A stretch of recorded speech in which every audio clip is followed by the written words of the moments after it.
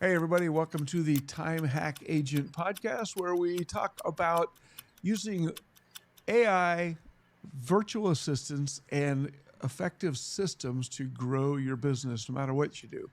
And today I am here interviewing Matthew. Matthew Graham is a real estate agent in Kansas City. And so, Matthew, would you tell me a little bit about yourself? How'd you get started in real estate and how long you been doing this? Yeah, so started, got licensed in 1998. So I was going to college, got licensed.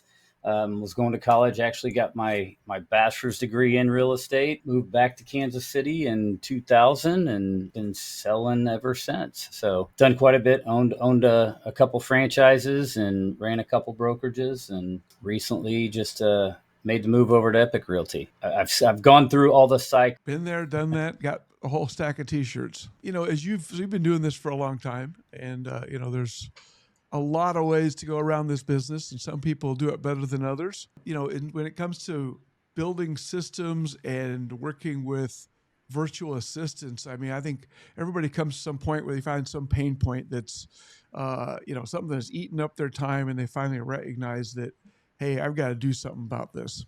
What would you say that point was Right. for you?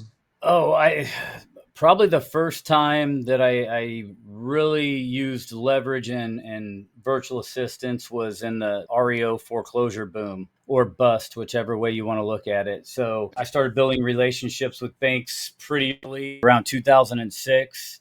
And if you know anything about the REO business of real estate, it's a lot of broker price opinions, BPOs, a lot of admin work to run your team. So very quickly, I saw that I couldn't do it all. We started getting hammered with properties. I very quickly first hired in-house to do a lot of that, and then the cost of that was expensive. Then I needed more and more people to run that team. So I looked outside, didn't know how to hire virtually, but I'd heard about it. And, I probably made some mistakes doing it in the very beginning. I did find a couple people actually out of the Dominican Republic, started using VAs way back then. Then I became obsessed kind of with the 80-20 principle, right? The Pareto principle. Uh-huh. And between virtual assistants and now my love of AI, because I think it's amazing, I'm trying to leverage as much as possible to, buy back my time. So you originally had like in-person, actual regular local employees come in your office and old-fashioned way? Yeah, yeah, and it was great, and they did a good job. It's just the cost of when you can use a virtual assistant and pay, a third of the cost and still have them do anything that an in-house person can do, right? So I just transferred my main in-house person that was doing that. I just made her the office manager and then had her manage the VAs I had for doing all the BPOs and keeping up on all the checklists that we have. That was how I got started. The industry's completely changed, and now I use them for just about everything. Right, right, right. So how many VAs do you have working for you? Currently 4. Okay, So okay. I've got an admin assistant, social media, video editing, and then another one I just hired that's running kind of another company that I've got just going in and doing mainly CRM database work. So what were those first things? I guess you've been doing this for a long time. So what would you say those first things are that you had them take off your plate to really buy back your time? Some of that BPO stuff? Yeah, in the beginning, it was strictly BPOs.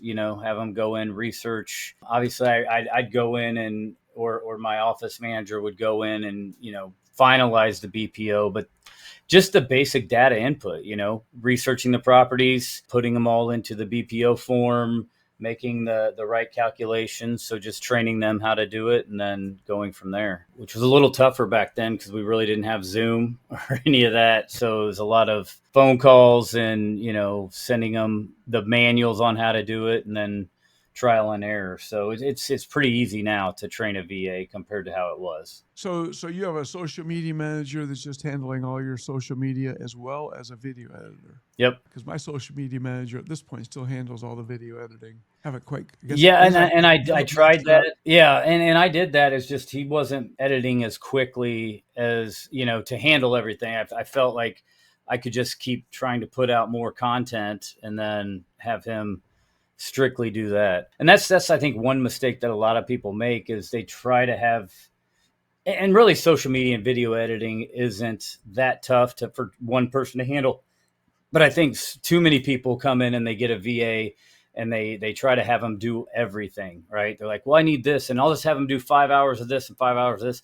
And you really need to specialize, find a VA that can kind of specialize in kind of what you want, from what I've found. I don't know. What are your thoughts on that?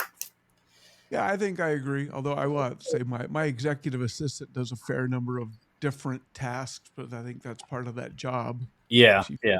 her job is to fill in the blanks. Right. But that takes a special person to do that also. You can't just say, "Oh, I'm going to have this other VA that's doing social media fill in all these other blanks," cuz they're like, "Whoa, that's not my cup of tea." What particular tools do you find that you use with it makes, helps working with a virtual assistant or helps grow your business? Have anything specific that jumps out? Well, working for the VA, obviously Zoom is awesome. We have a Zoom room, so my VAs are on there, all the time. Um, the basic LastPass, so for passwords and all that. Screenshot monitor, so I can make sure they're actually doing what they're doing. But and I usually just monitor that on some of the newer ones. Once they've been with me for a while, I feel pretty, trustworthy and confident that they're getting what they need to get done. As far as other tools for leverage, I mean, gosh, AI has so many that, I'm implementing and training my VAs to use the AI. So it'll speed up their process. I think a lot of people think that AI is going to take over so many jobs, and it will eliminate a lot of jobs. I think if you go in and train your VA to use AI tools, then you're just going to be that much more efficient. Absolutely. Absolutely. That was a requirement for my VAs. They had to be comfortable with it and always be learning new stuff. It's not taking their job away. It's going to make them worth 3 people to you or me. Right. Exactly. Do you have any book recommendations that you would for people that are trying to grow their business and thinking about outsourcing and being a little more efficient, whether it be in real estate or something else? Oh yeah. Well, go all the way back to the OG, the 4 hour work week. Is a great one to kind of wrap your head around. Actually being able to leverage. And then what I call the new 4 hour work week is buy back your time. I've actually got it right here. It's right on my desk. Who Not How is a good one. I think that's Dan Sullivan is the author of that one, if I'm not mistaken. So Who Not How, the 80-20 principle. So I'm real big on believing the Pareto principle, 80-20. 20% of what you do will get you 80% of the results, and vice versa. Most, especially small business owners, focus on, they like to feel busy.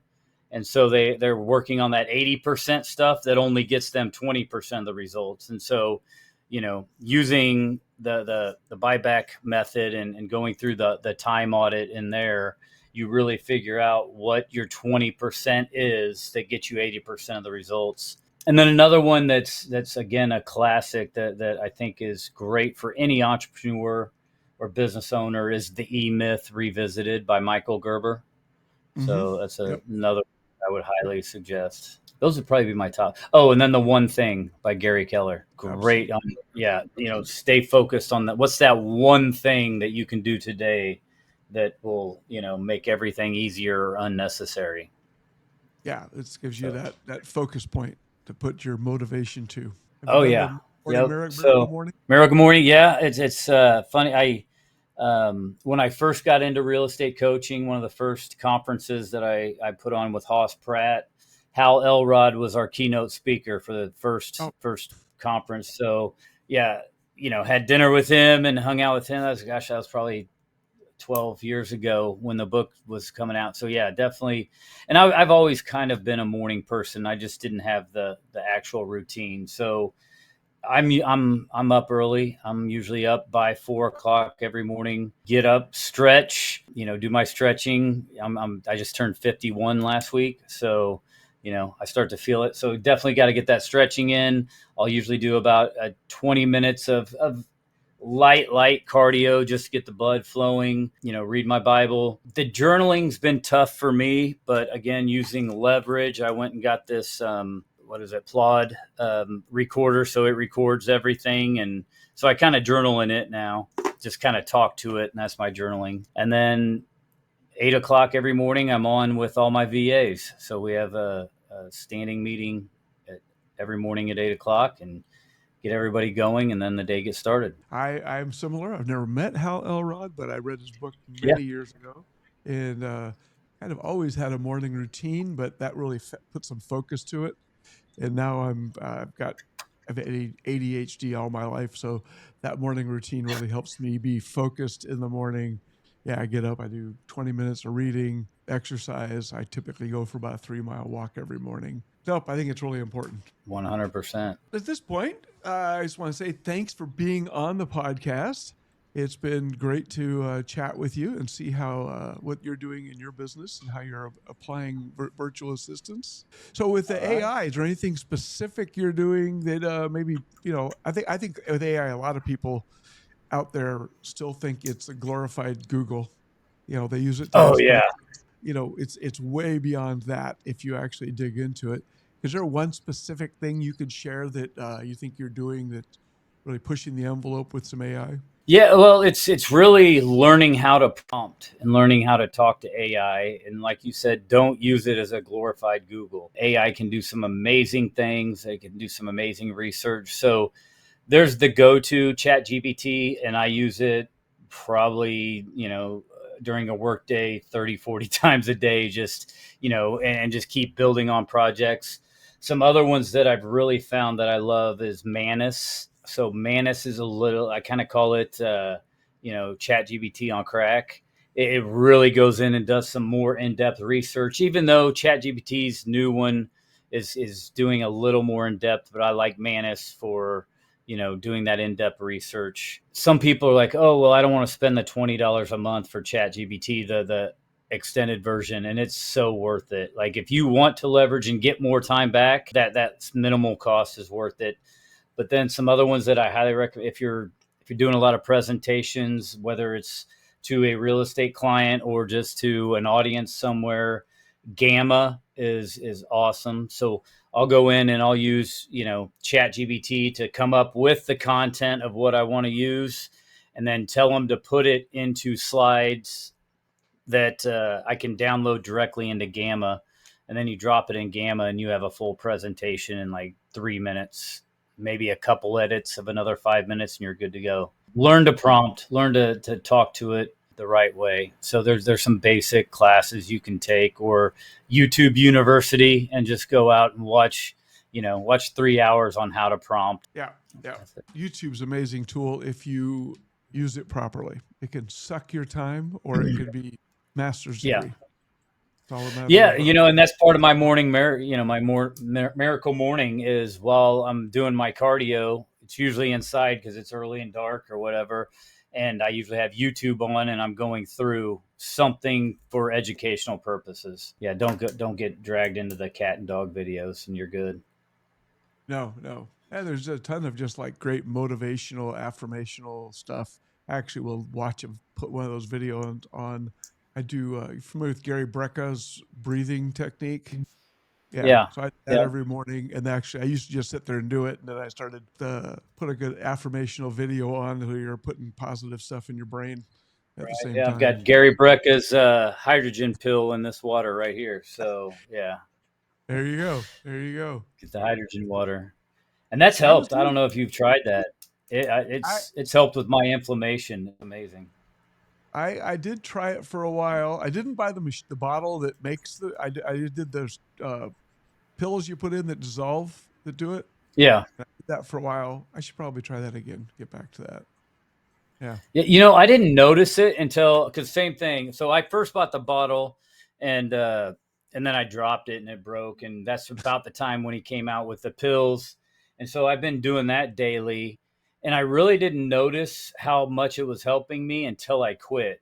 And then I started getting all the pain in the shoulder and just the little aches and pains that I didn't realize I didn't, that I had gotten rid of at one time. So yeah, it's a daily standard. Every morning, put that hydrogen water, drink that every morning. So Yeah, I need to get back to that. Yep. Because I got 10 years yeah. on you, so I got more aches and Oh, pains. oh yeah. So All right. Well, thank you, Matt, for being on the show. And we look forward to catching up in the future. And that'll be wrap this one up. So that's another wrap on this episode of the Time Hack Agent podcast. Here is the thing, though. You've just spent the last 20 or so minutes learning how to work smarter and not harder. But knowledge without action is just a form of entertainment. So my challenge to you is, what one task are you going to automate or delegate in the next 7 days?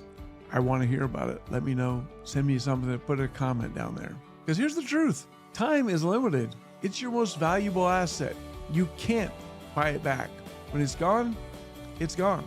So if you want to know what it feels like to grow and have time for strategy and friends and family, go ahead and take your browser right over to timehackva.com, where you can schedule a discover call with our partners, Sphere Rocket Virtual Assistants.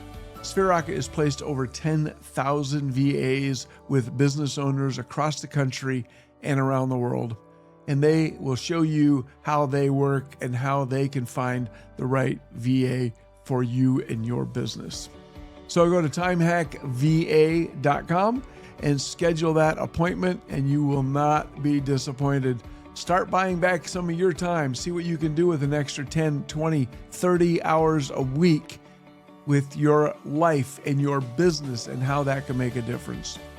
All right, don't wait. Visit timehackva.com. So until next time, keep hacking your time, not your sanity.